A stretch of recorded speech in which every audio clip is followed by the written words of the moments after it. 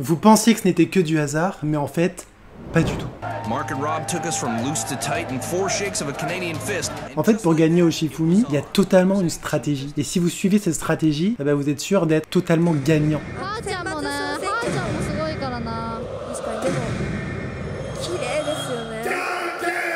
Tout d'abord, le Shifumi, qu'est-ce que c'est? Parce que même si c'est un jeu qui est extrêmement populaire, il y a peut-être certaines personnes parmi vous qui ne savent pas ce que c'est le Shifumi. Et si je vous dis pierre, papier, ciseaux, ça vous dit toujours rien?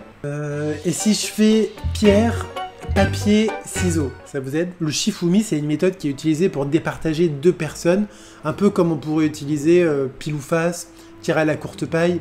Voilà, ce genre de méthode aléatoire. En général, on rencontre le Shifumi pour la première fois quand on est enfant dans la cour de récré. Quand on a besoin de choisir parmi deux personnes de façon aléatoire, le Shifumi est une méthode qui est fréquemment utilisée. Si vous voulez affronter quelqu'un au Shifumi, vous devez choisir si vous voulez jouer soit pierre, soit feuille ou papier, soit ciseaux. Et en même temps que votre adversaire, vous montrez ce que vous avez choisi avec votre main. Et là, il y a tout simplement 4 résultats possibles. Soit vous avez fait le même signe que votre adversaire et dans ce cas-là, il y a égalité. Mais si ce n'est pas le cas, eh bien, la pierre casse les ciseaux coupent le papier, et le papier recouvre la pierre. Ça paraît tout bête comme ça, mais il y a quand même un championnat du monde. Le WRPS, le World Rock Paper Scissors Championship. Il y a plein de compétitions différentes d'ailleurs, il y a même un tournoi européen qui a eu lieu le 5 septembre à Budapest. Je sais que vous vous impatientez, mais juste avant de vous dire comment on peut gagner au Shifumi, voici un tout petit peu d'histoire, l'histoire du Shifumi pour notre culture à tous. La première mention du jeu, le Shifumi, a été retrouvée dans un livre chinois dans les années 1600. À cette époque, c'était la dynastie Ming en Chine. Mais dans ce livre, il est en fait dit que le jeu il existe depuis moins de 200 avant Jésus-Christ, c'est-à-dire pendant la dynastie Han en Chine. Bon, allez, petite chronologie des dynasties chinoises qui s'affichent là maintenant pour qu'on révise ensemble l'histoire de la Chine.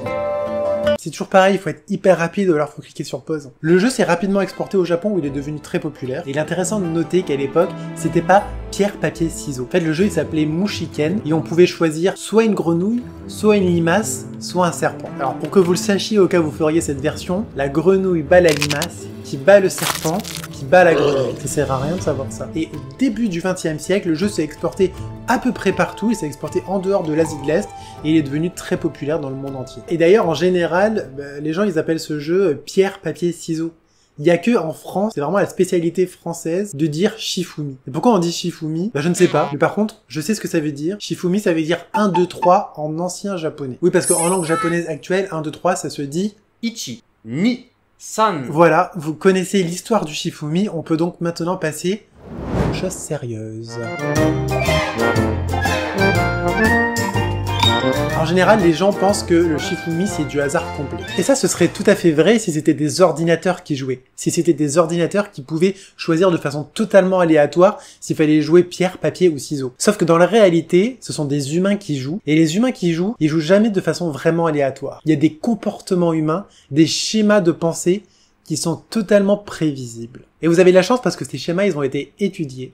Et du coup, si vous utilisez cette connaissance que je vais vous donner, vous aurez une arme qui va vous permettre de gagner sur le long terme en jouant au Shifumi. Alors quelles sont ces règles qu'il faut suivre? Au premier tour, il faut jouer papier, toujours papier. La raison, elle est très simple, c'est que la majorité des gens va commencer par pierre. Pourquoi les gens jouent pierre en premier? Il n'y a pas vraiment de réponse à ça. On pense que comme c'est le premier mot dans pierre, papier, ciseaux, les gens vont jouer pierre en premier, tout simplement. Et on sait aussi que si vous jouez contre un homme, il aura encore plus de chances de jouer pierre en premier, probablement parce que ça permet d'affirmer la masculinité, ou je sais pas. Donc, au premier round, jouez tout le temps papier et vous aurez forcément plus de 50% de chances de gagner face à votre adversaire, c'est-à-dire que vous aurez plus de chances de gagner que lui. Jusque-là, bon, c'est simple.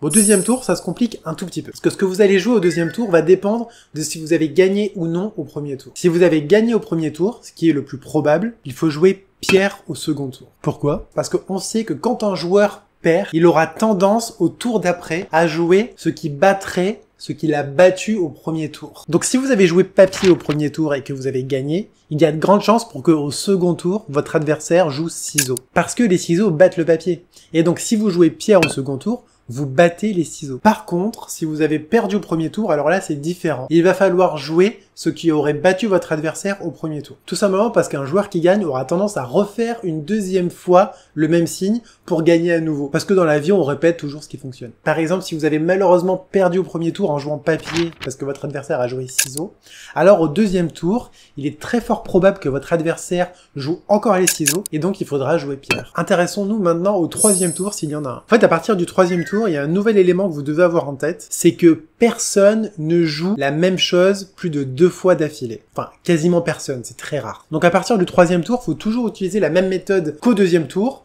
mais en gardant en tête le fait que personne ne joue plus de 2 fois d'affilée la même chose. Bah voilà, ça y est, vous savez tout en fait. Bon, on va quand même récapituler pour que ce soit bien clair, parce que je sais qu'au début ça peut paraître un peu compliqué. Au premier tour, toujours jouer papier. Dès le deuxième tour, si on a gagné au précédent tour, il faut jouer ce qui bat le signe de votre précédent tour. Et si on a perdu au précédent tour, il faut jouer ce qui bat le signe de votre adversaire du précédent tour. Et dès le troisième tour, il faut avoir en tête que un joueur ne joue jamais plus de 2 fois d'affilée le même signe, mais sinon il faut appliquer les mêmes règles que je viens de dire pour dès le deuxième tour. Et si vous faites ça, vous verrez que vous gagnerez très souvent. Bon, par contre, là, tout ce que je viens de vous dire, ça fonctionne uniquement si vous affrontez quelqu'un qui n'a pas vu cette vidéo, qui ne sait pas tout ce que je viens de vous dire là. Parce que si c'est le cas, si votre adversaire il connaît cette stratégie, pour gagner, il faut faire exactement l'inverse de tout ce que je viens de vous dire. Sauf si lui aussi il a la même idée. Quand on joue entre experts du Shifumi, ça peut très vite devenir l'enfer. Le Shifumi, en fait, quand on joue entre connaisseurs, entre experts du Shifumi, c'est vraiment un jeu très psychologique, un jeu de bluff. Bon, au pire, il y a toujours une autre stratégie que vous pouvez utiliser si votre adversaire maîtrise trop le game. Mais j'avoue qu'il faut être hyper rapide, et en plus, je suis quasiment certain que c'est de la triche. Tout simplement, essayez de comprendre en quelques millisecondes, d'après le mouvement de la main de votre adversaire, ce qu'il va jouer, et être assez rapide pour faire le signe qui va battre ce qu'il fait. Mais je pense que c'est très chaud, en fait, à faire. En plus, c'est tellement évident si tu fixes la main du mec. Enfin, je pense qu'on n'a même pas le droit de faire ça. Bon, je vous laisse méditer là-dessus et vous entraîner, et j'espère que grâce à cette vidéo, vous allez devenir imbattable au Shifumi, vous allez pouvoir impressionner vos amis et votre famille. Et si jamais ça devient trop simple pour vous, sachez qu'il y a plein de variantes. Vous pouvez jouer avec, au lieu des 3 signes, pierre, papier, ciseaux, il y a des variantes avec 5 signes, 7 signes, 9 signes, et même jusqu'à 101 signes. Je pense que 101 signes, là, faut vraiment être expert de chez expert. Par contre, la variante avec le puits, vous savez, le pierre, papier, puits, ciseaux, je sais pas si vous l'avez connu, moi j'ai connu quand j'étais enfant, ça marche pas du tout, c'est absolument pas équitable. Parce qu'en fait, le puits et le papier ont beaucoup plus de chances de gagner que la pierre et les ciseaux. Donc si quelqu'un veut jouer avec cette variante, il est très important d'arrêter le débat, mais immédiatement quoi. Moi c'est Payal et merci d'avoir regardé cette vidéo jusqu'au bout. Si ce n'est pas encore fait, si tu veux me motiver à faire plein de vidéos, n'hésite surtout pas à t'abonner à la chaîne et à mettre un petit j'aime, un petit pouce bleu en dessous de la vidéo, ça fait toujours plaisir. Sur ce, à bientôt.